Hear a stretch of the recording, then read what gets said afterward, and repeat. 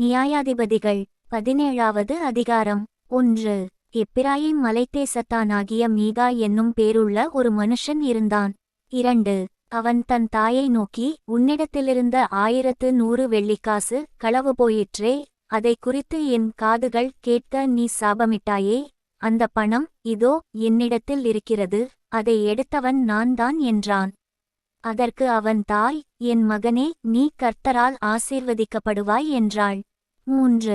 அவன் அந்த 1100 வெள்ளிக்காசை தன் தாயினிடத்தில் திரும்ப கொடுத்தான். அவள், வெட்டப்பட்ட ஒரு சுரூபத்தையும் வார்ப்பிக்கப்பட்ட ஒரு விக்கிரகத்தையும் உண்டுபண்ண நான் என் கையிலிருந்த இந்த வெள்ளியை என் மகனுக்காக முற்றிலும் கர்த்தருக்கென்று நியமித்தேன், இப்போதும் இதை உனக்கு திரும்ப கொடுக்கிறேன் என்றாள். 4. அவன் அந்த வெள்ளியை தன் தாய்க்கு திரும்ப கொடுத்தான். அப்பொழுது அவன் தாய் 200 வெள்ளிக்காசை எடுத்து தட்டான் கையிலே கொடுத்தாள். அவன் அதனாலே வெட்டப்பட்ட ஒரு சுரூபத்தையும் வார்ப்பிக்கப்பட்ட ஒரு விக்கிரகத்தையும் பண்ணினான். அவைகள் மீகாவின் வீட்டில் இருந்தது. 5. மீகா சுவாமிக்கு ஒரு அறைவீட்டை நியமித்து வைத்திருந்தான். அவன் ஒரு ஏப்போத்தையும் சுரூபங்களையும் உண்டுபண்ணி தன் குமாரரில் ஒருவனை பிரதிஷ்டை பண்ணினான். இவன் அவனுக்கு ஆசாரியனானான். 6. அந்நாட்களில் இஸ்ரவேலிலே ராஜா இல்லை, அவனவன் தன் தன் பார்வைக்குச் சரிபோனபடி செய்து வந்தான். 7. யூதாவிலுள்ள பெத்லெகேம் ஊரானும் லேவியனுமான ஒரு வாலிபன் அங்கே தங்கியிருந்தான். 8. அந்த மனுஷன் எங்கேயாகிலும் பரதேசியாய் போய்த் தங்கும்படிக்கு யூதாவிலுள்ள பெத்லெகேம் ஊரை விட்டு புறப்பட்டு பிரயாணம் போகையில் எப்பிராயீம் மலைத்தேசத்தில் இருக்கிற மீகாவின் வீட்டில் வந்து சேர்ந்தான். 9. எங்கே இருந்து வந்தாய் என்று மீகா அவனை கேட்டதற்கு அவன், நான் யூதாவிலுள்ள பெத்லெகேம் ஊரானாகிய லேவியன், எங்கேயாகிலும் போய்த் தங்கப் போகிறேன் என்றான். 10. அப்பொழுது மீகா, நீ என்னிடத்தில் இரு, நீ எனக்கு தகப்பனும் ஆசாரியனுமாயிருப்பாய், நான் உனக்கு வருஷத்திலே 10 வெள்ளிக்காசையும் மாற்று வஸ்திரத்தையும் உனக்கு வேண்டிய ஆகாரத்தையும் கொடுப்பேன் என்று அவனிடத்தில் சொன்னான். அப்படியே லேவியன் உள்ளே போனான். 11. அந்த லேவியன் அந்த மனிதனிடத்தில் இருக்கச் சம்மதித்தான். அந்த வாலிபன் அவனுக்கு அவன் குமாரரில் ஒருவனைப் போல் இருந்தான். 12. மீகா அந்த லேவியனை பிரதிஷ்டை பண்ணினான். அந்த வாலிபன் அவனுக்கு ஆசாரியனாகி மீகாவின் வீட்டில் இருந்தான். 13.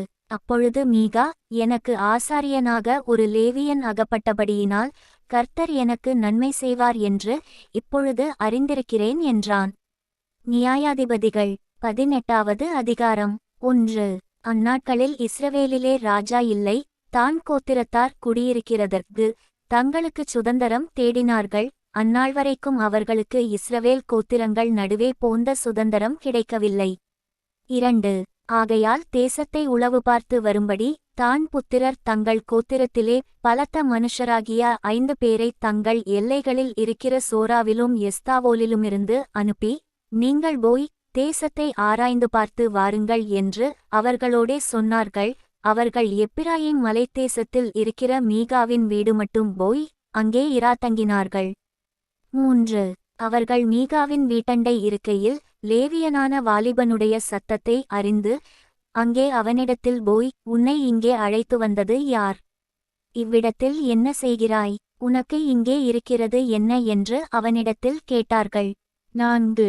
அதற்கு அவன், இன்னபடி மீகா எனக்குச் செய்தான், எனக்குச் சம்பளம் பொருந்தினான், அவனுக்கு ஆசாரியனானேன் என்றான். 5. அப்பொழுது அவர்கள் அவனை நோக்கி, எங்கள் பிரயாணம் அனுகூலமாய் முடியுமா என்று நாங்கள் அறியும்படி தேவனிடத்தில் கேள் என்றார்கள். 6. அவர்களுக்கு அந்த ஆசாரியன், சமாதானத்தோடே போங்கள், உங்கள் பிரயாணம் கர்த்தருக்கு ஏற்றது என்றான். 7. அப்பொழுது அந்த 5 மனுஷரும் புறப்பட்டு லாயிசுக்குப் போய் அதில் குடியிருக்கிற ஜனங்கள் சீதோனியருடைய வழக்கத்தின்படியே பயமில்லாமல் அமரிக்கையும் சுகமுமாய் இருக்கிறதையும், தேசத்திலே அவர்களை அடக்கி ஆள யாதொரு அதிகாரியும் இல்லை என்பதையும், அவர்கள் சீதோனியருக்கு தூரமானவர்கள் என்பதையும், அவர்களுக்கு ஒருவரோடும் கவை அக்கறை காரியம் இல்லை என்பதையும் கண்டு, 8. சோராவிலும் எஸ்தாவோலிலும் இருக்கிற தங்கள் சகோதரரிடத்திற்கு திரும்பி வந்தார்கள். அவர்கள் சகோதரர், நீங்கள் கொண்டுவருகிற செய்தி என்ன என்று அவர்களை கேட்டார்கள். 9. அதற்கு அவர்கள், எழும்புங்கள், அவர்களுக்கு விரோதமாய் போவோம் வாருங்கள், அந்த தேசத்தை பார்த்தோம், அது மிகவும் நன்றாயிருக்கிறது, நீங்கள் சும்மாயிருப்பீர்களா? அந்த தேசத்தைச் சுதந்தரித்துக் கொள்ளும்படி புறப்பட்டுப் போக அசதியாயிராதேயுங்கள். 10. நீங்கள் அங்கே சேரும்போது சுகமாய் குடியிருக்கிற ஜனங்களிடத்தில் சேருவீர்கள். அந்த தேசம் விஸ்தாரமாயிருக்கிறது. தேவன் அதை உங்கள் கையில் ஒப்புக்கொடுத்தார். அது பூமியிலுள்ள சகல வஸ்துவும் குறைவில்லாமலிருக்கிற இடம் என்றார்கள். 11. அப்பொழுது சோராவிலும் எஸ்தாவோலிலும் இருக்கிற தான் கோத்திரத்தாரில் 600 பேர் ஆயுதபாணிகளாய் அங்கே இருந்து புறப்பட்டுப் போய் 12. யூதாவிலுள்ள கீரியாத்தியாரீமிலே பாளையமிறங்கினார்கள். ஆதலால் அது இந்நாள் வரைக்கும் மக்னிதான் என்னப்படும். அது கீரியாத்தியாரீமின் பின்னாலே இருக்கிறது. 13. பின்பு அவர்கள் அங்கேயிருந்து எப்பிராயீம் மலைக்குப் போய் மீகாவின் வீடு மட்டும் வந்தார்கள். 14. அப்பொழுது லாயிசின் நாட்டை உளவு பார்க்க போய் வந்த 5 மனுஷர் தங்கள் சகோதரரை பார்த்து, இந்த வீடுகளில் ஏபோத்தும் சுரூபங்களும் வெட்டப்பட்ட விக்கிரகமும் வார்ப்பிக்கப்பட்ட விக்கிரகமும் இருக்கிறது என்று உங்களுக்கு தெரியுமா? இப்போதும் நீங்கள் செய்ய வேண்டியதை யோசித்துக் கொள்ளுங்கள் என்றார்கள். 15. அப்பொழுது அவ்விடத்திற்கு திரும்பி மீகாவின் வீட்டில் இருக்கிற லேவியனான வாலிபனின் வீட்டிலே வந்து அவனிடத்தில் சுகசெய்தி விசாரித்தார்கள். 16. ஆயுதபாணிகளாகிய தான் புத்திரர் 600 பேரும் வாசற்படியிலே நின்றார்கள். 17. ஆசாரியனும் ஆயுதபாணிகளாகிய 600 பேரும் வாசற்படியிலே நிற்கையில் தேசத்தை உளவு பார்க்க போய் வந்த அந்த 5 மனுஷர் உள்ளே புகுந்து வெட்டப்பட்ட விக்கிரகத்தையும் ஏபோத்தையும் சுரூபங்களையும் வார்ப்பிக்கப்பட்ட விக்கிரகத்தையும் எடுத்துக்கொண்டு வந்தார்கள். 18. அவர்கள் மீகாவின் வீட்டிற்குள் புகுந்து வெட்டப்பட்ட விக்கிரகத்தையும் ஏபோத்தையும் சுரூபங்களையும் வார்ப்பிக்கப்பட்ட விக்கிரகத்தையும் எடுத்துக்கொண்டு வருகிறபோது ஆசாரியன் அவர்களை பார்த்து, நீங்கள் செய்கிறது என்ன என்று கேட்டான். 19. அதற்கு அவர்கள், நீ பேசாதே, உன் வாயை மூடிக்கொண்டு எங்களோடே கூட வந்து எங்களுக்கு தகப்பனும் ஆசாரியனுமாயிரு. நீ ஒரே ஒருவன் வீட்டுக்கு ஆசாரியனாயிருக்கிறது நல்லதோ? இஸ்ரவேலில் ஒரு கோத்திரத்திற்கும் வம்சத்திற்கும் ஆசாரியனாயிருக்கிறது நல்லதோ? என்றார்கள். 20. அப்பொழுது ஆசாரியனுடைய மனது இதமியப்பட்டு அவன் ஏபோத்தையும் சுரூபங்களையும் வெட்டப்பட்ட விக்கிரகத்தையும் எடுத்துக்கொண்டு ஜனங்களுக்குள்ளே புகுந்தான். 21. அவர்கள் திரும்பும்படி புறப்பட்டு பிள்ளைகளையும் ஆடுமாடுகளையும் பண்டம்பாடிகளையும் தங்களுக்கு முன்னே போகும்படி செய்தார்கள். 22. அவர்கள் புறப்பட்டு மீகாவின் வீட்டை விட்டு கொஞ்சந்தூரம் போனபோது மீகாவின் வீட்டிற்கு அயல் வீட்டார் கூட்டங்கூடி தான் புத்திரரை தொடர்ந்து வந்து 23. அவர்களை பார்த்து கூப்பிட்டார்கள். அவர்கள் திரும்பி பார்த்து மீகாவை நோக்கி, நீ இப்படி கூட்டத்துடன் வருகிற காரியம் என்ன என்று கேட்டார்கள். 24. அதற்கு அவன், நான் உண்டு பண்ணின என்னுடைய தெய்வங்களையும் அந்த ஆசாரியனையும் கூட நீங்கள் கொண்டு போகிறீர்களே, இனி எனக்கு என்ன இருக்கிறது? நீ கூப்பிடுகிற காரியம் என்ன என்று நீங்கள் என்னிடத்தில் எப்படி கேட்கலாம் என்றான். 25. தான் புத்திரர் அவனை பார்த்து, எங்கள் காதுகள் கேட்க கூக்குரல் இடாதே, இட்டால் கோபிகள் உங்கள் மேல் விழுவார்கள். அப்பொழுது உன் ஜீவனுக்கும் உன் வீட்டாரின் ஜீவனுக்கும் மோசம் வருவித்துக் கொள்வாய் என்று சொல்லி. 26. தங்கள் வழியே நடந்து போனார்கள். அவர்கள் தன்னை பார்க்கிலும் பலத்தவர்கள் என்று மீகா கண்டு அவன் தன் வீட்டுக்கு திரும்பினான். 27. அவர்களோ மீகா உண்டு பண்ணினவைகளையும் அவனுடைய ஆசாரியனையும் கொண்டுபோய் பயமில்லாமல் சுகமாயிருக்கிற லாயிஸ் ஊர் ஜனங்களிடத்தில் சேர்த்து அவர்களை பட்டய கருக்கினால் வெட்டி பட்டணத்தை அக்கினியால் சுட்டெரித்து போட்டார்கள். 28. அது சீதோனுக்கு தூரமாயிருந்தது. வேறே மனுஷரோடே அவர்களுக்கு சம்பந்தமில்லாமலும் இருந்தபடியால் அவர்களை தப்புவிப்பார் ஒருவரும் இல்லை. அந்த பட்டணம் பெத்ரேகோபுக்குச் சமீபமான பள்ளத்தாக்கில் இருந்தது. அவர்கள் அதை திரும்பக் கட்டி அதிலே குடியிருந்து. 29. பூர்வத்திலே லாயிஸ் என்னும் பேர் கொண்டிருந்த அந்த பட்டணத்திற்கு இஸ்ரவேலுக்கு பிறந்த தங்கள் தகப்பனாகிய தானுடைய நாமத்தின்படியே தான் என்று பேரிட்டார்கள். 30. அப்பொழுது தான் புத்திரர் அந்தச் சுரூபத்தை தங்களுக்கு ஸ்தாபித்துக் கொண்டார்கள். மனாசேயின் குமாரனாகிய கெர்சோனின் மகன் யோனத்தானும் அவன் குமாரனும் அந்த தேசத்தார் சிறைப்பட்டு போன நாள் மட்டும் தான் கோத்திரத்தாருக்கு ஆசாரியராயிருந்தார்கள். 31. தேவனுடைய ஆலயம் சீலோவிலிருந்த காலம் முழுவதும் அவர்கள் மீகா உண்டு பண்ணின சுரூபத்தை வைத்துக் கொண்டிருந்தார்கள். நியாயாதிபதிகள் 19வது அதிகாரம். 1. இஸ்ரவேலில் ராஜா இல்லாத அந்நாட்களிலே எப்பிராயீம் மலைகள் அருகே பரதேசியாய் தங்கின ஒரு லேவியன் இருந்தான். அவன் யூதாவிலுள்ள பெத்லெகேம் ஊராளாகிய ஒரு ஸ்திரீயை தனக்கு மறுமனையாட்டியாகக் கொண்டிருந்தான். 2. அவள் அவனுக்கு துரோகமாய் விபசாரம் பண்ணி அவனை விட்டு யூதா தேசத்து பெத்லெகேம் ஊரிலிருக்கிற தன் தகப்பன் வீட்டுக்கு போய் அங்கே 4 மாதம் வரைக்கும் இருந்தாள். 3. அவள் புருஷன் அவளோடே நலவு சொல்லவும் அவளைத் திரும்ப அழைத்து வரவும் 2 கழுதைகளை ஆயத்தப்படுத்தி தன் வேலைக்காரனைக் கூட்டிக்கொண்டு அவளிடத்துக்குப் போனான். அப்பொழுது அவள் அவனைத் தன் தகப்பன் வீட்டுக்கு அழைத்து கொண்டு போனாள். ஸ்திரீயின் தகப்பன் அவனை கண்டபோது சந்தோஷமாய் ஏற்றுக்கொண்டு 4. ஸ்திரீயின் தகப்பனாகிய அவனுடைய மாமன் அவனை இருத்திக் கொண்டதினால் 3 நாள் அவனோடிருந்தான். அவர்கள் அங்கே புசித்துக் குடித்து இராத்தங்கினார்கள். 5. 4ஆம் நாள் காலமே அவர்கள் எழுந்திருந்தபோது அவன் பிரயாணப்படுகையில் ஸ்திரீயின் தகப்பன் தன் மருமகனை நோக்கி, கொஞ்சம் அப்பம் புசித்து உன் மனதை தேற்றிக்கொள், பிற்பாடு நீங்கள் போகலாம் என்றான். 6. அவர்கள் உட்கார்ந்து இருவரும் கூட புசித்துக் குடித்தார்கள். ஸ்திரீயின் தகப்பன் அந்த மனுஷனை பார்த்து, நீ தயவு செய்து உன் இருதயம் மகிழ்ச்சியடைய இராத்திரிக்கும் இரு என்றான். 7. அப்படியே போகிறதற்கு அந்த மனுஷன் எழுந்தபோது அவனுடைய மாமன் அவனை வருந்திக் கொண்டதினால் அவன் அன்று இராத்திரியும் அங்கே இருந்தான். 8. 5ஆம் நாளிலே அவன் போகிறதற்கு அதிகாலமே எழுந்திருந்தபோது ஸ்திரீயின் தகப்பன் இருந்து உன் இருதயத்தை தேற்றிக்கொள் என்றான். அப்படியே அந்திநேரமட்டும் தாமதித்திருந்து இருவரும் போஜனம் பண்ணினார்கள். 9.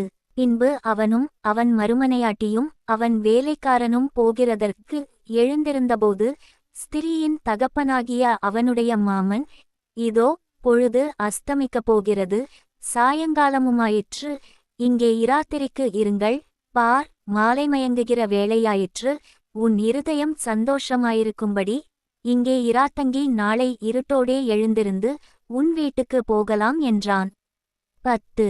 அந்த மனுஷனோ இராத்திரிக்கு இருக்க மனதில்லாமல் 2 கழுதைகள் மேலும் சேணம் வைத்து தன் மறுமனையாட்டியை கூட்டிக் கொண்டு எழுந்து புறப்பட்டு எருசலேமாகிய எப்பூசுக்கு நேராக வந்தான். 11. அவர்கள் எப்பூசுக்குச் சமீபமாய் வருகையில் பொழுது போகிறதாயிருந்தது. அப்பொழுது வேலைக்காரன் தன் எஜமானை நோக்கி, எப்பூசியர் இருக்கிற இந்த பட்டணத்திற்கு போய் அங்கே இராத்தங்கலாம் என்றான். 12. அதற்கு அவன் எஜமான், நாம் வழியை விட்டு இஸ்ரவேல் புத்திரரில்லாத மறுஜாதியார் இருக்கிற பட்டணத்துக்கு போகப்படாது, அப்பாலே கிபியா மட்டும் போவோம் என்று சொல்லி. 13. தன் வேலைக்காரனை பார்த்து, நாம் கிபியாவிலாகிலும் ராமாவிலாகிலும் இராத்தங்கும்படிக்கு அவைகளில் ஒரு இடத்திற்கு போய்ச் சேரும்படி நடந்து போவோம் வா என்றான். 14.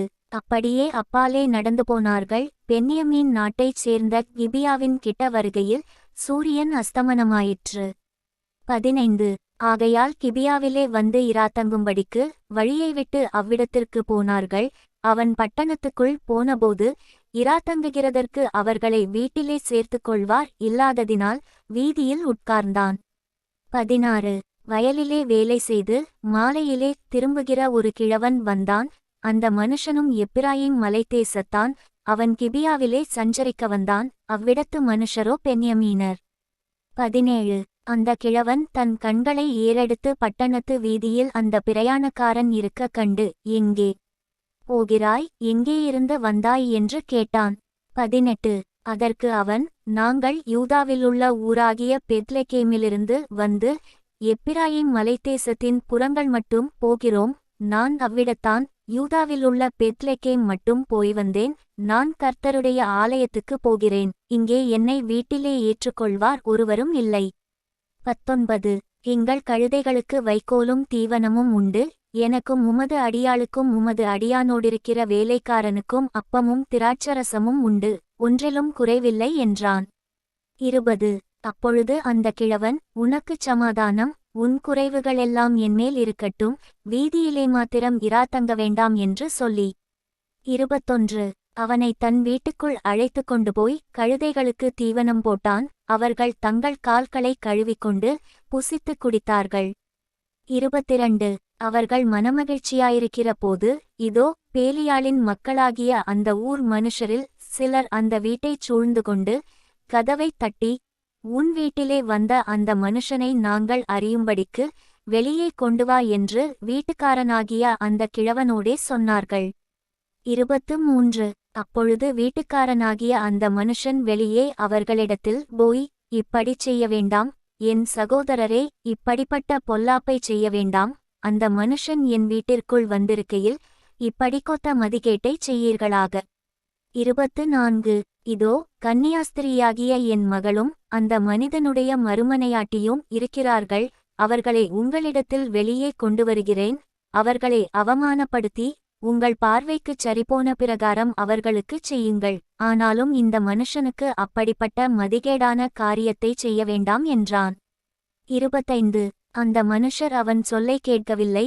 அப்பொழுது அந்த மனுஷன் தன் மறுமனையாட்டியை பிடித்து அவர்களிடத்தில் வெளியே கொண்டு வந்துவிட்டான். அவர்கள் அவளை அறிந்து கொண்டு இராமுழுதும் விடியுங்காலமட்டும் அவளை இலச்சையாய் நடத்தி கிழக்கு வெளுக்கும்போது அவளை போகவிட்டார்கள். 26 விடியுங்காலத்திற்கு முன்னே அந்த ஸ்திரீ வந்து வெளிச்சமாகுமட்டும் அங்கே தன் எஜமான் இருந்த வீட்டு வாசற்படியிலே விழுந்து கிடந்தாள். 27 அவள் எஜமான் காலமே எழுந்திருந்து வீட்டின் கதவை திறந்து தன் வழியே போகப் புறப்படுகிறபோது, இதோ அவன் மறுமனையாட்டியாகிய ஸ்திரீ வீட்டுவாசலுக்கு முன்பாக தன் கைகளை வாசற்படியின் மேல் வைத்தவளாய் கிடந்தாள். 28 எழுந்திரு போவோம் என்று அவன் அவளோடே சொன்னதற்கு பிரதியுத்தரம் பிறக்கவில்லை. அப்பொழுது அந்த மனுஷன் அவளை கழுதையின் மேல் போட்டுக்கொண்டு பிரயாணப்பட்டு தன் இடத்திற்கு போனான். 29 அவன் தன் வீட்டுக்கு வந்தபோது ஒரு கத்தியை எடுத்து தன் மறுமனையாட்டியை பிடித்து அவளை அவளுடைய எலும்புகளோடுங்கூட 12 துண்டமாக்கி இஸ்ரவேலின் எல்லைகளுக்கெல்லாம் அனுப்பினான். 30 அப்பொழுது அதை கண்டவர்களெல்லாரும், இஸ்ரவேல் புத்திரர் எகிப்திலிருந்து புறப்பட்ட நாள் முதற்கொண்டு இந்நாள் வரைக்கும் இதைப்போலொத்த காரியம் செய்யப்படவும் இல்லை, காணப்படவும் இல்லை. இந்த காரியத்தை யோசித்து ஆலோசனை பண்ணி செய்ய வேண்டியது இன்னதென்று சொல்லுங்கள் என்றார்கள்.